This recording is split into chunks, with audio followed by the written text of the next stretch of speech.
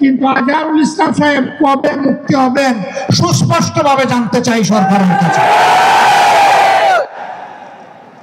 আমরা তো চাইনি, কল্পনাও করিনি এইভাবে আমাদেরকে রাস্তায় নামতে হবে প্রিয় আজহার ভাইয়ের মুক্তির দাবিতে। আমরা বাধ্য হয়েছি। আমরা স্পষ্ট বার্তা দিতে চাই,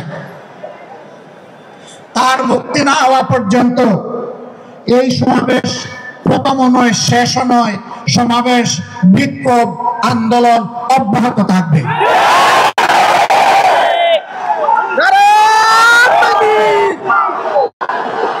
আমরা আশা করব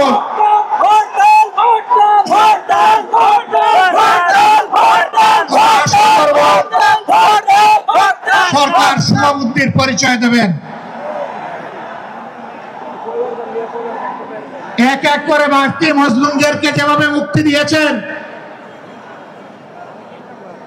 সর্বশেষ মজলুমটাকেও দেশবাসীর বুকে মুক্তি দিয়ে ফিরিয়ে দিন। তার জীবনের যে 13টি বছর হারিয়ে গেল, এগুলা কেউ ফিরিয়ে দিতে পারবেন না।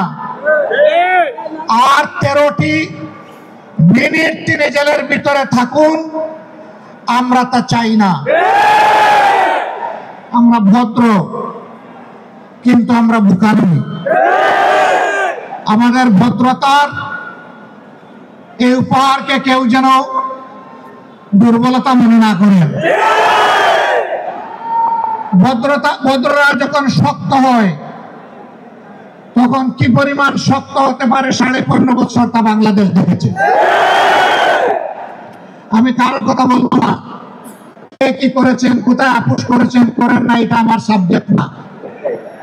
কিন্তু মহান আল্লাহর পর ভরসা করে মহান আল্লাহকে সাক্ষী রেখে বলছি 15.5 বছর মহান আল্লাহর দেওয়া শক্তির কারণে, মহান আল্লাহকে ভয় করার কারণে বাংলাদেশ জামাতে ইসলামী কোন অপশক্তির কাছে কখনো মাথা নত করেননি।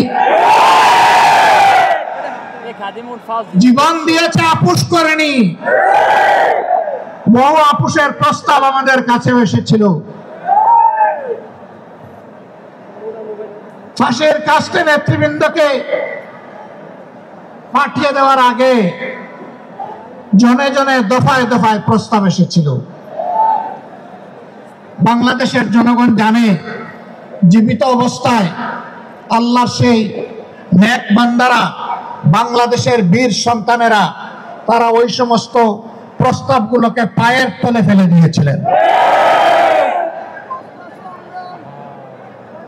আমরা তাদের উত্তরসূরি। সুতরাং মেহেরবানি করে আমাদের আর ধৈর্যের পরীক্ষা নেবেন না, তাকে মুক্তি দিন। কেন আমাদের নিবন্ধন আটকে রেখেছেন? নিবন্ধন তো জালিম সরকার কেড়ে নিয়েছিল। সেই জুলুম আপনারাও কি আমাদের উপরে করবেন? এই জন্য কি হাজার জনতা জীবন দিয়েছে, হাজার হাজার মানুষ পঙ্গুত্ব বরণ করেছে, আবারও সেই বৈষম্য দেখার জন্য? আমরা বাংলাদেশের মাটিতে আর কোন বৈষম্যকে বরদাস্ত করব না। সকল বৈষম্যের কবর রচনা না হওয়া পর্যন্ত আমাদের আন্দোলন অব্যাহত থাকবে ইনশাআল্লাহ।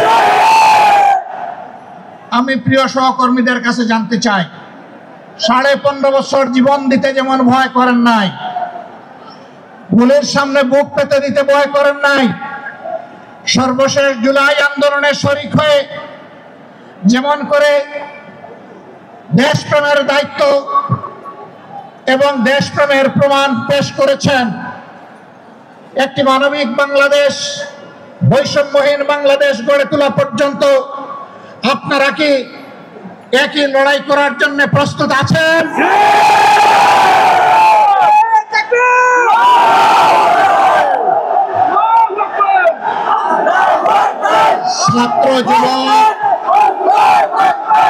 ছাত্র যুবক বন্ধুদের কণ্ঠে কণ্ঠ মিলে বারবার বলতে চাই, আবু সাঈদ মুক্ত, আবু সাঈদ মুক্ত, শেষ হয়নি যুদ্ধ, এই যুদ্ধ চলবে ইনশাআল্লাহ।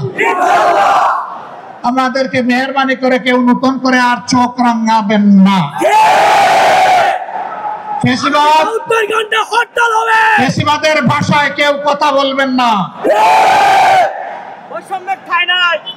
কথা বলবেন রাজনীতিবিদের ভাষায়। আমরা ওয়েলকাম করব, অভিনন্দন জানাবো, সমালোচনা করবেন, চুমু দেব, কিন্তু চোখ রাঙাবেন না মেহেরবানি করে। এই সংগঠন কারো চোখ রাঙানোর পরোয়া করে না।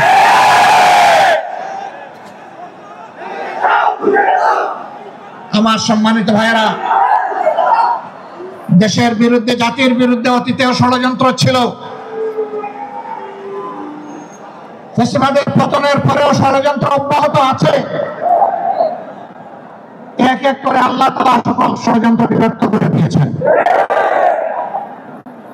আমরা আশাবাদী একটা ঐক্যবদ্ধ জাতি আগামীতেও সকল ষড়যন্ত্র আল্লাহর সাহায্যে ব্যর্থ করে দিবে ইনশাআল্লাহ। তাই আমার শেষ আবেদন, আসুন দল মতের ঊর্ধ্বে উঠে আমরা সব ধরনের ফ্যাসিবাদের বিরুদ্ধে আমরা রুখে দাঁড়াই। আল্লাহ রাব্বুল আলামিন আমাদের ভাই এটিএম আজহারুল ইসলামকে অবিলম্বে সসম্মানে আমাদের বুকে ফিরিয়ে দিন। তাকে মুক্ত বাতাসে শ্বাস নেওয়ার তৌফিক আল্লাহ তাআলা দান করুন।